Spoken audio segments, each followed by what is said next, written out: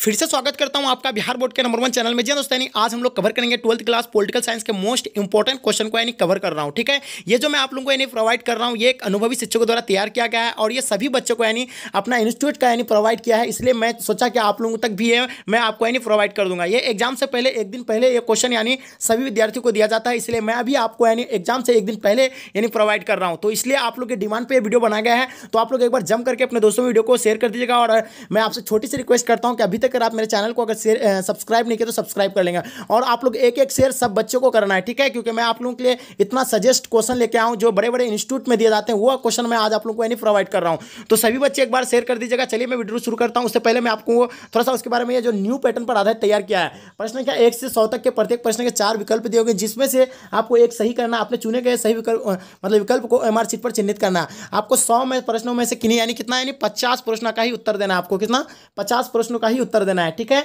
तो चलेगा, इससे हम लोग वीडियो को स्टार्ट करते हैं।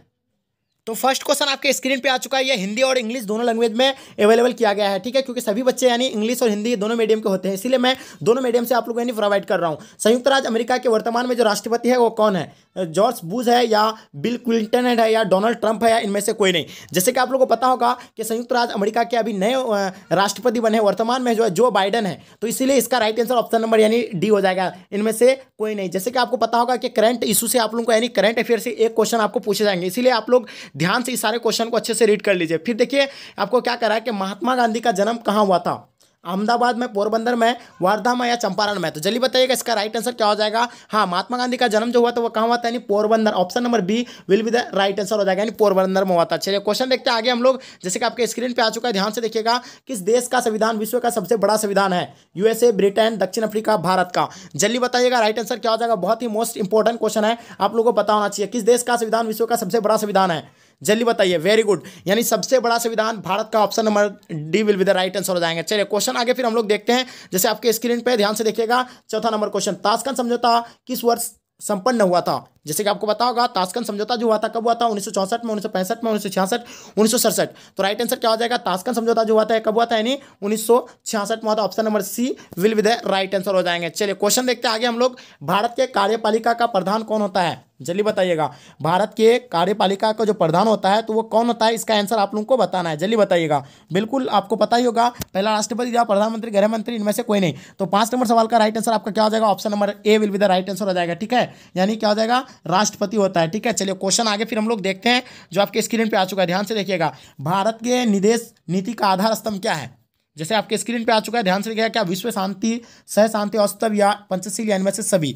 तो राइट आंसर बताना। छठा नंबर सवाल का राइट आंसर क्या हो जाएगा? बिल्कुल option number D will be the right answer हो जाएगा, इनमें से सभी हो जाएंगे। ठीक है, तो चलिए गाइस, वीडियो अगर पसंद आ रहा है वीडियो को लाइक करके एक बार जम करके शेयर कर दीजिएगा। ये दोनों लैंग्वेज में अवेलेबल कराया है। ठीक है, संपूर्ण क्रांति का नारा किसने दिया था? जयप्रकाश नारायण ने, इंदिरा गांधी ने, मोरारजी देसाई ने, राजनारायण ने? राइट आंसर क्या हो जाएगा? संपूर्ण क्रांति का जो नारा दिया है वो किसके द्वारा दिया गया? 7 नंबर सवाल का राइट आंसर आपको बताना है। वेरी गुड, तो 7 का option number A will be the right answer हो जाएगा, जयप्रकाश नारायण। ठीक है, चलिए क्वेश्चन आगे फिर हम लोग देखते हैं जो आपके स्क्रीन पे आ चुका है। ध्यान से देखिएगा। भारत का लौह पुरुष किसे कहा जाता है? सुभाष चंद्र बोस को, लालाजी राय को, सरदार वल्लभ भाई पटेल को? राइट आंसर बताइएगा। भारत का लौह पुरुष किसे कहा जाता है?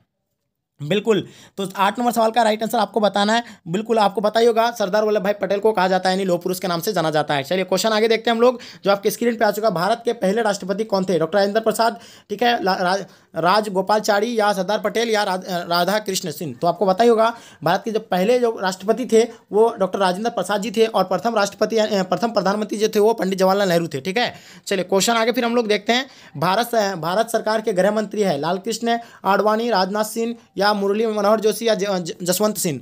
तो आपको पता होगा ये करंट टॉपिक है। भारत के जो अभी गृह मंत्री है वो कौन है? अमित शाह है। कौन है? अमित शाह है। आपको पता होगा, ये चीज़ आपको ध्यान रखना है। ये सारे क्वेश्चन आपको पूछे जाएंगे, इसलिए मैं आप लोगों को बता रहा हूँ। 3-4 क्वेश्चन जो आपको पूछे जाएंगे, इतना आपको याद रखना है। भारत के अभी वर्तमान में गृह मंत्री कौन है? अमित शाह, मोटा भाई। जय जवान जय किसान का नारा किसने दिया था? जवाहरलाल नेहरू, सरदार पटेल, जयप्रकाश नारायण, लाल बहादुर शास्त्री? जल्दी बताएंगे। जय जवान जय किसान का नारा किसने दिया था? वेरी गुड, तो चलिए सभी को पता होगा जय जवान जय किसान का नारा किसने दिया था। 11 नंबर क्वेश्चन का राइट आंसर आपको बताना है। जल्दी बताइएगा, सभी को इतने को बताना है। ये बहुत इंपॉर्टेंट क्वेश्चन है जो आपके एग्जाम में पूछे जाएंगे। 11 नंबर सवाल का राइट आंसर आप लोगों को बताना है। बिल्कुल option number D will be the right answer हो जाएगा। बिल्कुल option number D, Lal Bahadur Shastri. चलिए क्वेश्चन आगे फिर हम लोग देखते हैं जो आपके स्क्रीन पे आ चुका है। बिहार में वर्तमान में राज्यपाल कौन है? रामनाथ कोविंद है, एम आई दिखे या सत्यपाल मलिक है या वीपी पांडे है? जल्दी बताइएगा। चलिए बिहार में वर्तमान में राज्यपाल, ये चारों नहीं है, ठीक है। उसका राइट आंसर आप लोग कमेंट सेक्शन में हमको बताइएगा। ये क्वेश्चन थोड़ा प्रिंटेड आउट हो चुका है, इसलिए थोड़ा सा इसको आप बताइएगा। बिहार में वर्तमान में राज्यपाल कौन है बिहार का? ये क्वेश्चन आपको करंट इशू से पूछे जाते हैं ये सारे सवाल, ठीक है। G77 में कौन सा देश आते हैं? अविकसित, विकास, विकसित, विकसित, इनमें से सभी। तो पता होगा G77 में जो कौन सा देश आते हैं वो यानी क्या आते हैं, यानी इनमें मतलब या विकासशील देश आते हैं। Option number C will be the right answer हो जाएगा। चलिए क्वेश्चन फिर आगे हम लोग देखते हैं, जैसे आपके स्क्रीन पे आ चुका है, ध्यान से देखिएगा। क्या कहलाता है? प्रथम गुटनिरपेक्ष सम्मेलन भारत का प्रतिनिधित्व यानी किसने किया था? जो प्रथम गुटनिरपेक्ष सम्मेलन में जो भारत का प्रतिनिधि जो किया था वो किसने किया था? नेहरू जी ने, वाजपेयी ने, कामराज या पटेल? जल्दी बताइए, इसका राइट आंसर आपको बताना है। बहुत ही इंपॉर्टेंट क्वेश्चन है आपके एग्जाम की दृष्टि से। 14 नंबर सवाल का राइट आंसर आप लोग को बताना है, जल्दी बताइए। Option number A will be the right answer हो जाएगा, पंडित जवाहरलाल नेहरू, ठीक है। चलिए क्वेश्चन देखें, आपके स्क्रीन पे है। मेधा पाटकर का नाम किस आंदोलन से जुड़ा हुआ है? प्रदूषण से, टेरी बांध से, नर्मदा से या चिपको आंदोलन से? तो मेधा पाटकर का नाम आपको पता ही होगा कि वो क्या किससे हो गया, यानी जल्दी बताइएगा। 15 नंबर सवाल का राइट आंसर आप लोग को बताना है। ऑप्शन नंबर सी नर्मदा से, option number C will be the right answer हो जाएगा। चलिए क्वेश्चन देखते हैं हम लोग। श्री नरेंद्र मोदी किस दल के हैं? बहुत इंपॉर्टेंट क्वेश्चन है, मैं आप लोगों को बार बार बता रहा हूँ। 3 से 4 क्वेश्चन आपको करंट से पूछे जाएंगे, इसीलिए आप इस चीज़ को ध्यान रखिएगा। श्री नरेंद्र मोदी जी जो है वो किस दल से, यानी बीजेपी से, भारतीय जनता पार्टी से, ठीक है। चलिए क्वेश्चन आगे हम लोग देखते हैं। सामाजिक न्याय के साथ किस विकास पंचवर्षीय योजना का मुख्य उद्देश्य क्या था? तीसरा पंचवर्षीय, चौथा या पांचवी या छठी? तो राइट आंसर आपको पता होगा। सामाजिक विकास के साथ जो पंचवर्षीय योजना का मुख्य उद्देश्य था वो कौन सा था? यानी पांचवी था। Option number C will be the right answer हो जाएंगे। चलिए क्वेश्चन आगे फिर हम लोग देखते हैं, जो आपके स्क्रीन पे आ चुका है, ध्यान से देखिएगा। गरीबी हटाओ का नारा किसने दिया था? राजीव गांधी, इंदिरा गांधी, नरेंद्र मोदी, मनमोहन सिंह? तो गरीबी हटाओ का नारा किसने दिया था? पता ही होगा, इंदिरा गांधी ने दिया था। Option number B will be the right answer हो जाएंगे। चलिए क्वेश्चन देखते हैं हम लोग। भारत संयुक्त राष्ट्र संघ का सदस्य कब बना? 1945, 1947, 1950, 1952? तो भारत में संयुक्त राष्ट्र संघ का जो सदस्य बना था वो 1945 में बना था। Option number A will be the right answer हो जाएगा। यार आपके डिमांड पे क्वेश्चन बना, एक बार आप लोग एकदम इस वीडियो में हमको 1500 लाइक चाहिए, आप लोग 1500 लाइक फटाफट दीजिएगा, ठीक है। फिर कल नेक्स्ट वीडियो इसी तरह मैं आप लोग को यानी प्रोवाइड करूंगा, जो भी यानी सजेस्टेड क्वेश्चन होगा सारा मैं आपको यानी प्रोवाइड करूंगा, इसलिए आप लोग जम करके शेयर कर दीजिए। मैं आप लोगों से रिक्वेस्ट कर रहा हूँ, क्योंकि मैं आपके लिए इतना मेहनत कर सकता हूँ, मेरे लिए आप कर सकते हैं। चलिए भारत संयुक्त हो गया। चलिए क्वेश्चन देखते हैं, विश्व बैंक की स्थापना कब हुई थी? 1940, 1947, 1950, 1962? विश्व बैंक की स्थापना कब हुआ था? ये बहुत ही इंपॉर्टेंट क्वेश्चन है। 20 नंबर सवाल का राइट आंसर आप लोग को बताना है, जल्दी बताइए। वेरी गुड, 20 का option number A will be the right answer हो जाएगा, 20 का, ठीक है। 1940 में। क्वेश्चन आगे देखते हैं हम लोग। दक्षिण सार्क में कितने देश आते हैं? 5, 6, 7, 8? जल्दी बताइए, सार्क में कितने देश आते हैं? How many countries are there are in SAARC? जल्दी बताइए। 21 का बिल्कुल ऑप्शन नंबर डी हो जाएंगे, यानी 8 आते हैं। कितना सार्क में? 8 आते हैं, जिसका सदस्य भारत भी है, ठीक है। बहुत इंपॉर्टेंट क्वेश्चन है। संयुक्त राष्ट्र संघ का सबसे बड़ा अंग कौन सा है? सुरक्षा परिषद, महासभा, सचिवालय, अंतर्राष्ट्रीय न्यायालय? तो सभी को पता होगा संयुक्त राष्ट्र का सबसे बड़ा जो अंग है वो कौन सा है, यानी सुरक्षा परिषद है। Option number A will be the right answer हो जाएंगे। चलिए क्वेश्चन आगे फिर हम लोग देखते हैं, जैसे आपके स्क्रीन पे ध्यान से देखिएगा। सुंदरलाल बहुगुणा किस आंदोलन से संबंधित है? चिपको आंदोलन से, श्रमिक आंदोलन से, मानवाधिकार, कृषक आंदोलन से? तो राइट आंसर पता ही होगा, सुंदरलाल बहुगुणा किस आंदोलन से संबंधित है, यानी चिपको आंदोलन से संबंधित है। Option number A will be the right answer हो जाएंगे। चलिए क्वेश्चन देखते हैं हम लोग। भारत में नई आर्थिक नीति कब अपनाई गई थी? 1985, 1991, 1995, 1998?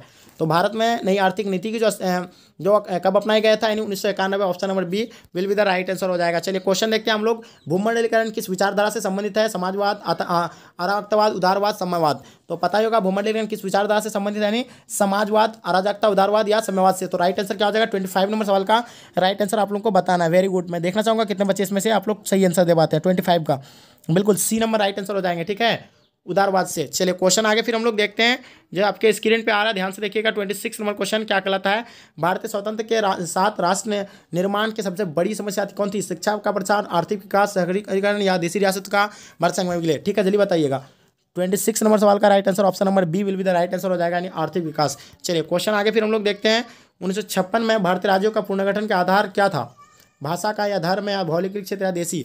तो जल्दी बताइएगा, राइट आंसर क्या हो जाएगा? 27 नंबर सवाल का right answer option number A हो जाएगा, यानी भाषा के आधार पर, ठीक है। चलिए क्वेश्चन आगे देखते हैं हम लोग। भारतीय नियोजन व्यवस्था किस विचारधारा पर आधारित है? आपके सामने 4 ऑप्शन दिया हुआ, पूंजीवाद, साम्यवाद, लोकतंत्रवाद, समाजवाद या गांधीवाद? जल्दी बताइए। 28 नंबर सवाल का राइट आंसर आप लोगों को बताना है। 28 का बताना है। 28 का क्या हो जाएगा? Very good, 28 number question right में option number C will be the right answer हो जाएंगे, ठीक है।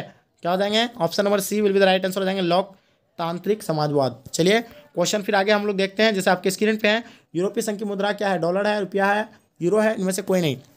तो सभी जानते हैं यूरोपीय संघ की जो मुद्रा है वो क्या है, यानी यूरो है। Option number C will be the right answer हो जाएगा। सबसे महंगा होता है, ठीक है। मानवाधिकार दिवस कब मनाया जाता है? 10 दिसंबर, 11 दिसंबर, 12 दिसंबर, 13 दिसंबर। तो सभी को पता है मानवाधिकार दिवस जो मनाया जाता है वो 10 दिसंबर को मनाया जाता है। Option number A will be the right answer हो जाएंगे। बहुत इंपॉर्टेंट क्वेश्चन मैं आप लोगों को करा रहा हूँ आज। सूचना का अधिकार कानून कब लागू किया गया था? 2002, 2003, 2004, 2005। तो पता ही होगा सूचना का अधिकार कानून जो लागू किया गया था वो यानी 2005 में लागू किया गया था। Option number D will be the right answer हो जाएंगे। चलिए क्वेश्चन देखते हैं हम लोग। 1971 में भारत अपना परमाणु परीक्षण कहाँ किया गया था? पोखरण में, बीकानेर में, मिर्जापुर या त्रिवेंद्रम में? जल्दी बताइए। 1971 में, जल्दी बताना है आप लोगों को। 1971 में कौन सा इसका राइट आंसर हो जाएगा? Very good. चलिए बताइए 1971 में कौन सा किया गया था?